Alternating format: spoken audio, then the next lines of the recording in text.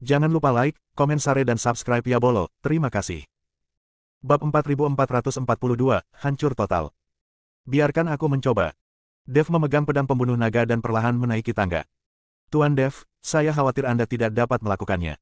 Saya bahkan tidak dapat melanggar batasan ini. Chen Biking berkata dengan cemas. Jangan khawatir, meskipun saya tidak dapat melanggar batasan ini, saya tidak akan terluka. Dev tersenyum tipis dan menaiki tangga. Karena Dev bukanlah orang yang menindas, meskipun dia menaiki tangga, dia tidak dapat memicu pembatasan. Kalian naik duluan, dan jangan bergerak sampai aku melanggar batasan kali ini. Dev meminta Ji Yun dan yang lainnya pergi ke lantai 4 dulu. Dia ingin mendobrak batasan di lantai 3 dan 4. Dalam hal ini, Chen Biking bisa naik ke lantai 4. Mengenai cara meninggalkan menara, Dev sedang memikirkan caranya. Ji Yun dan yang lainnya mengangguk, lalu naik ke lantai 4, sementara Dev berkata kepada Chen Biking, Nona King, Anda memicu pembatasan, saya akan melanggarnya. Oke, Chen Biking mengangguk, lalu perlahan menaiki tangga. Tepat setelah Chen Biking melangkah ke tangga, terdengar suara mendengung, dan cahaya putih muncul, diikuti oleh rune misterius kecil yang tak terhitung jumlahnya di kehampaan di sekitarnya. Rune misterius ini memancarkan kekuatan aneh, yang langsung membuat Chen Biking pergi. Melihat ini, Dev tiba-tiba melambaikan telapak tangannya. Sambil melambaikan telapak tangannya, tanda formasi muncul di telapak tangannya. Dalam sekejap, Dev menepuk telapak tangannya pada formasi terlarang, dan kedua rune itu mulai melakukan konfrontasi sengit. Kekosongan bergetar. Chen Biking menatap kosong, dia tidak percaya bahwa Dev, seorang biksu di alam kesengsaraan, benar-benar dapat menolak formasi terlarang di menara. Tapi ketika Dev memecahkan formasi terlarang, Ji Yun dan yang lainnya yang telah mencapai lantai 4 tercengang melihat pemandangan di depan mereka. Saya melihat harta karun ditempatkan di lantai 4. Semua harta karun ini memancarkan cahaya ilahi. Sekilas, terlihat jelas bahwa itu bukanlah benda biasa. Begitu banyak harta karun.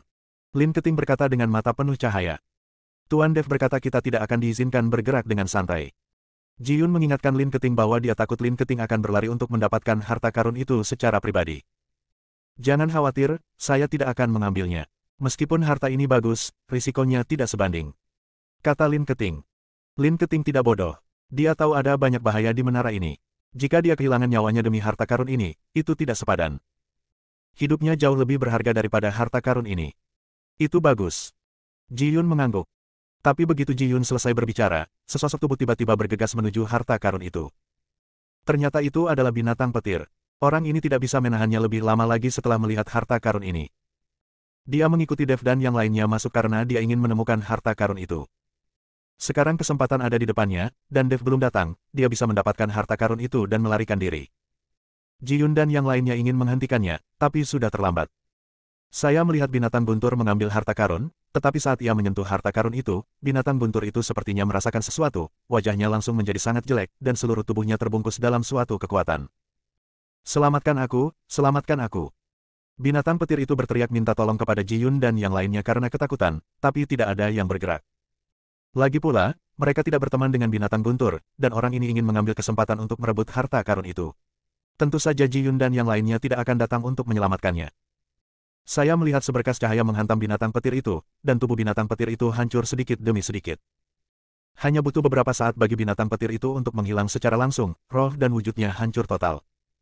Ji Yun dan yang lainnya kaget saat melihat adegan ini. Jika seseorang baru saja pergi untuk mengambil harta karun itu, mungkin inilah hasilnya. Itu terlalu menakutkan. Tak satu pun dari mereka yang pernah melihat kekuatan semacam itu, yang dapat langsung melenyapkan biksu Mahayana seperti binatang guntur. Bab 4443, izinkan saya bertanya kepada Anda. Ji Yun dan yang lainnya tidak berani bergerak, mereka hanya bisa menunggu Dev dengan hampa. Pada saat ini, Dev berusaha mati-matian untuk mematahkan formasi yang membatasi, dan keringat sudah terlihat di dahinya.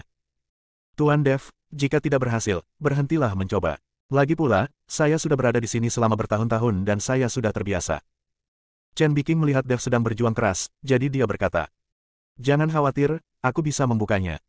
Setelah Dev selesai berbicara, sebuah mata langsung muncul di dahinya. Segera setelah mata Tianming terbuka, formasi terlarang muncul sepenuhnya di depan Dev.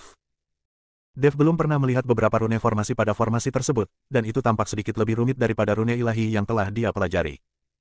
Namun, Dev tahu bahwa semua metode kembali ke sekte mereka, dan bahkan formasi dan rune yang kompleks pada akhirnya akan tetap sesuai dengan sekte mereka. Dan harus ada cara untuk menyediakan energi untuk formasi, jika tidak, formasi tidak akan dapat beroperasi dan memulai dengan sendirinya. Memikirkan hal ini, Dev melihat sekeliling. Saat mata Dev tertuju pada tangga, matanya tiba-tiba berbinar. Di bawah pandangan Dev, tangga berubah menjadi coklat. Ini membuktikan bahwa tangga ini mempunyai energi. Ketika Dev melihat ke langit, langit berwarna abu-abu. Kemunculan warna merah kecoklatan yang tiba-tiba berarti tangga ini bukanlah hal biasa. Rotasi jauh dari formasi terlarang bergantung pada energi yang diangkut oleh tangga ini. Nona King, menjauhlah. Dev berkata pada Chen Biking. Chen Biking mengangguk, lalu mundur beberapa langkah. Dia tidak tahu apa yang akan dilakukan Dev. Aku melihat Dev mengeluarkan pedang pembunuh naga, dan kemudian cahaya keemasan meledak. Cahaya pedang padam dan langsung memotong tangga. Tangga yang tampak biasa itu runtuh pada saat ini. Tubuh Dev juga jatuh dari tangga. Saat ini, tidak ada tangga yang menghubungkan lantai 3 dan 4. Chen Biking tidak mengerti mengapa Dev memotong tangga, jadi dia bertanya dengan bingung, Tuan Dev, mengapa Anda memotong tangga? Jika kamu memotong tangga ini, formasinya akan rusak secara alami. Jika kamu tidak percaya padaku, ikuti aku ke lantai 4 dan lihat. Setelah Dev selesai berbicara, dia melompat dan mencapai lantai 4. Wajah Chen Biking penuh keraguan, tapi dia tetap melompat. Meskipun dia khawatir, dia mencapai lantai 4 tanpa dihalangi oleh formasi terlarang. Saat ini, wajah Chen Biking penuh kegembiraan. Dia tidak tahu sudah berapa tahun dia tidak meninggalkan lantai 3. Melihat Dev dan Chen Biking muncul, Ji Yun dan yang lainnya bergegas menyambut mereka. Di mana binatang guntur itu? Dev tidak melihat binatang petir itu, jadi dia bertanya dengan rasa ingin tahu. Binatang petir itu ingin merebut harta karun itu, tapi dipukuli menjadi abu oleh kekuatan yang kuat. Ji Yun berkata jujur. Apa? Dev kaget. Kalian pasti tahu kalau binatang petir itu ada di alam Mahayana. Kekuatan mengerikan macam apa yang bisa membuat seorang biksu alam Mahayana berubah menjadi abu dalam satu pukulan. Pada saat ini, mata Dev juga tertarik dengan harta karun di lantai 4, semua harta karun ini memancarkan cahaya, dan pada pandangan pertama jelas tidak biasa. Nona King, apa yang terjadi? Dev bertanya. Chen Biking juga menggelengkan kepalanya, saya tidak tahu, saya belum pernah ke sini sebelumnya, izinkan saya menanyakannya kepada Anda. Setelah mengatakan itu, Chen Biking mengambil 2 langkah ke depan dan kemudian berteriak ke arah aula 4 lantai yang kosong, hei tua, hei tua. Setelah berteriak 2 kali, seorang pria kuat dengan tubuh gelap seperti menara besi muncul. Pria kuat itu juga mengenakan baju besi hitam seperti sisik. Setelah melihat Chen Biking, pria kuat itu sedikit mengernyit dan berkata, apakah kamu Xiao Qing dari lantai 3? Ya, ini aku. Chen Biking mengangguk. Meski kedua pihak belum pernah bertemu, namun suara kedua belah pihak tetap terdengar. Bab 4444, sedikit. Bagaimana kamu bisa sampai di sini? Bagaimana ini mungkin? Wajah Lao Hei sangat terkejut dan dia bertanya dengan tidak percaya. Formasi pembatasan telah rusak, jadi saya datang. Chen Biking berkata jujur. Begitu dia mendengar formasi terlarang dipatahkan, Lao Hei langsung menjadi sangat bersemangat, dan auranya tiba-tiba melonjak. Ledakan. Aku melihat Old Hei meletus dengan aura penghancur surga yang membuat seluruh menara tampak bergetar, lalu aku melihat cahaya hitam menuju langsung ke lantai 5. Tapi saat berikutnya, formasi berdarah menyapu, langsung menekan cahaya hitam. Lao Hei berteriak dengan marah dan bergegas menuju lantai 5 lagi. Kemudian dia ditekan dengan cara yang sama dan jatuh dengan keras ke tanah. Setelah serangan ini beberapa kali berturut-turut, Lao Hei ditekan dan tidak bisa mencapai lantai 5 sama sekali. Tuan Dev, apa yang orang ini lakukan?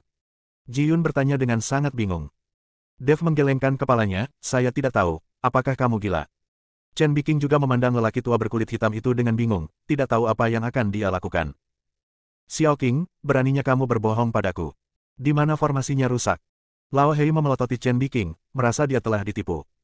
Mendengar perkataan Lao Hei, semua orang terdiam sesaat. Orang ini mengira jika formasinya rusak, dia bisa pergi ke menara.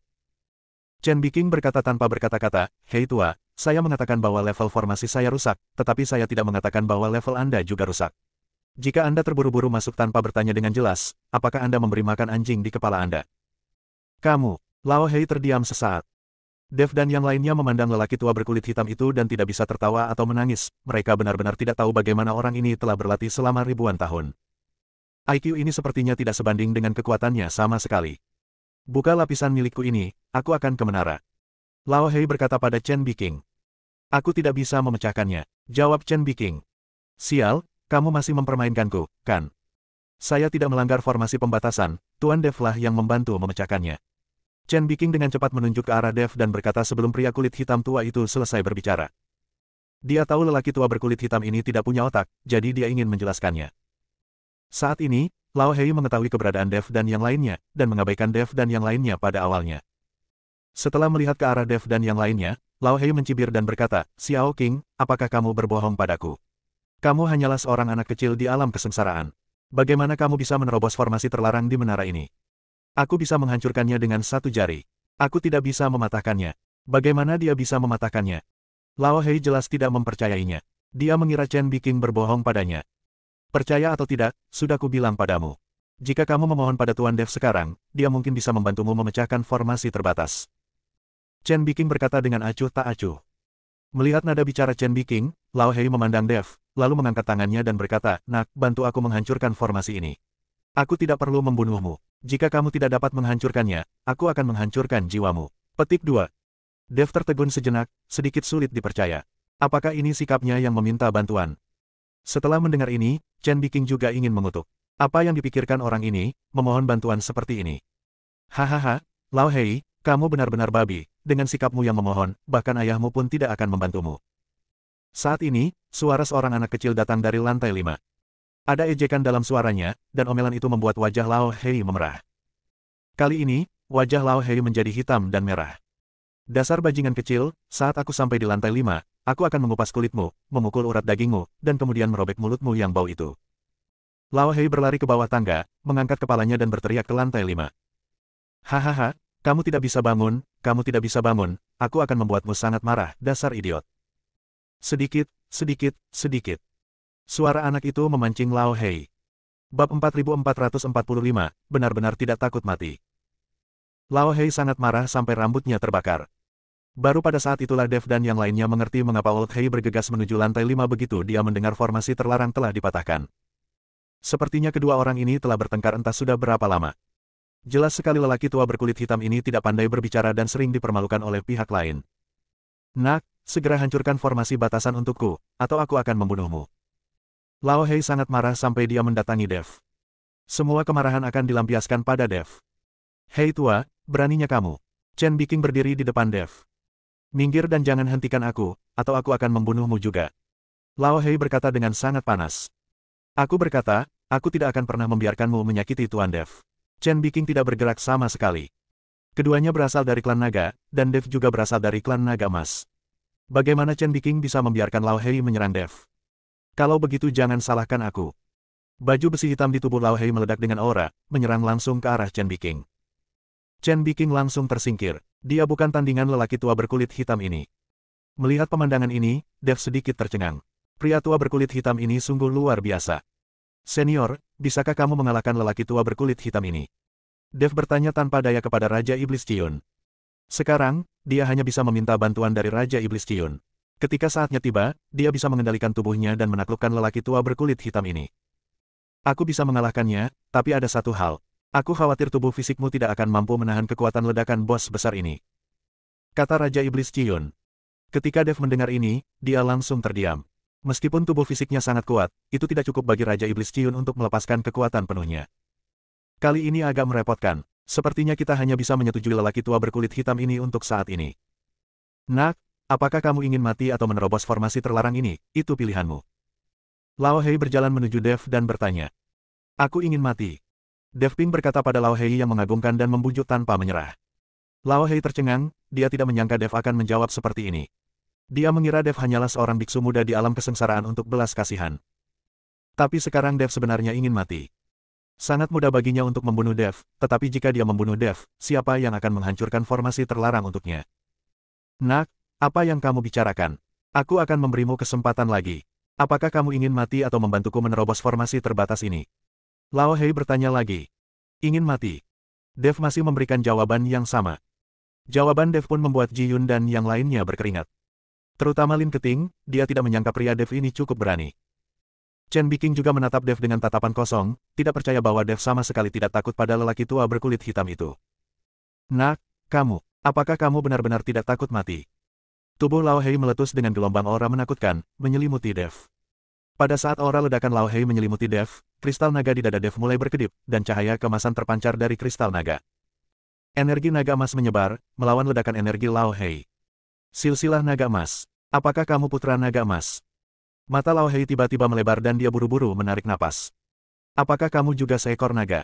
Dev sedikit mengernyit, karena dia juga memperhatikan nafas naga dari nafas Old Hei tadi.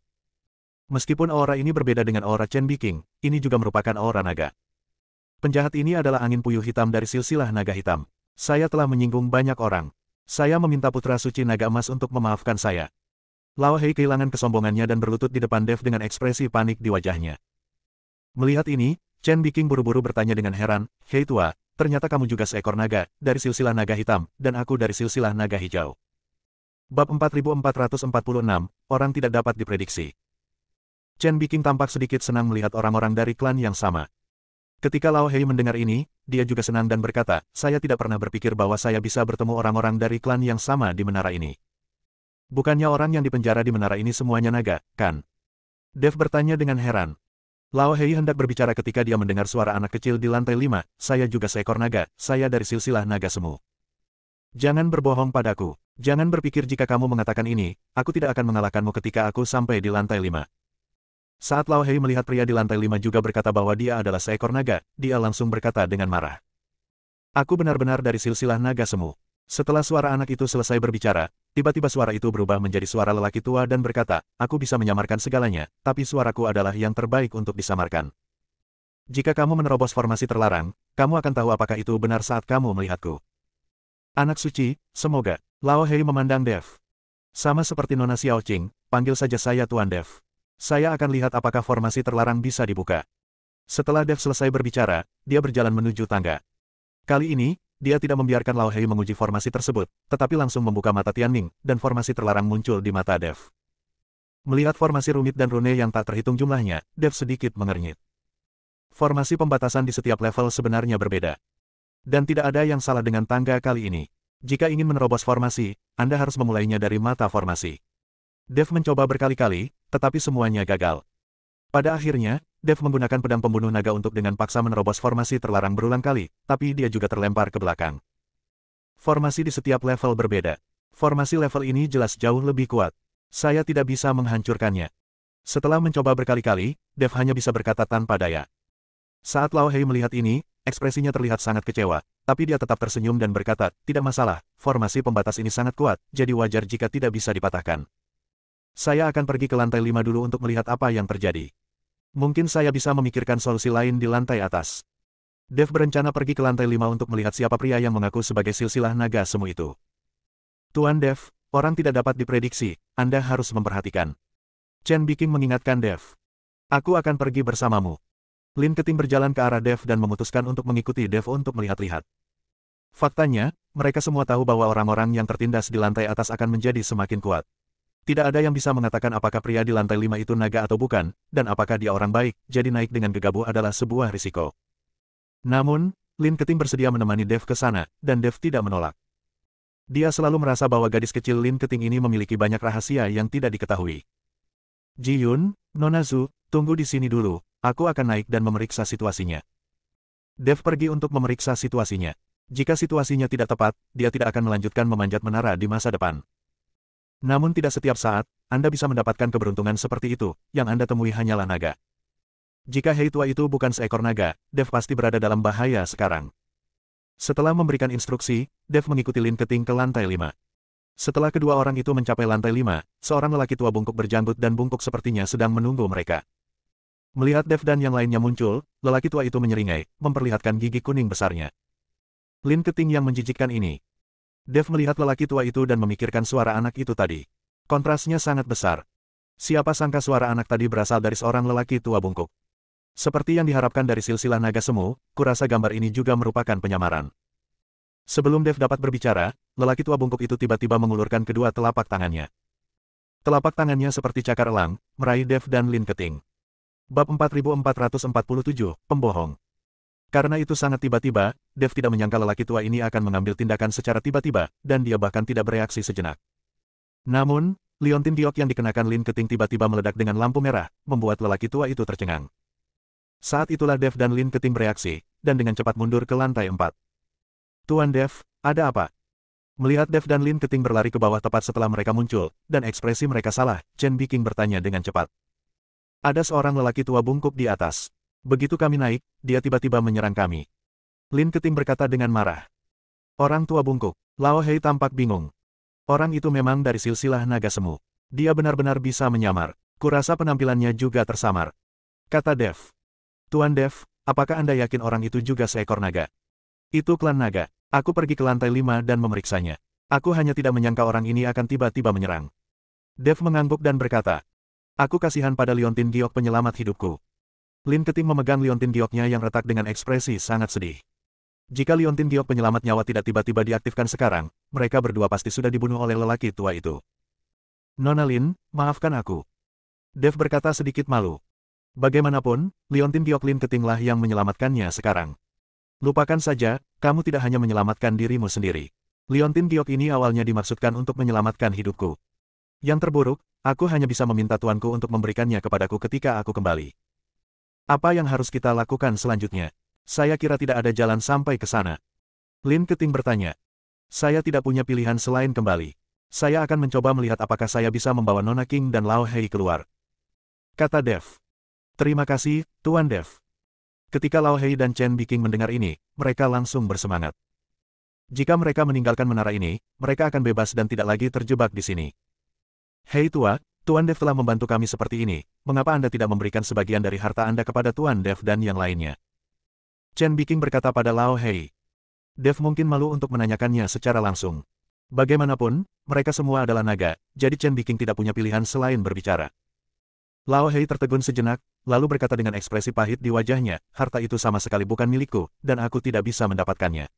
Harta ini sudah ada sejak aku ditekan di sini. Mungkin milik orang yang ditekan terakhir kali. Harta karun. Bukan milikmu.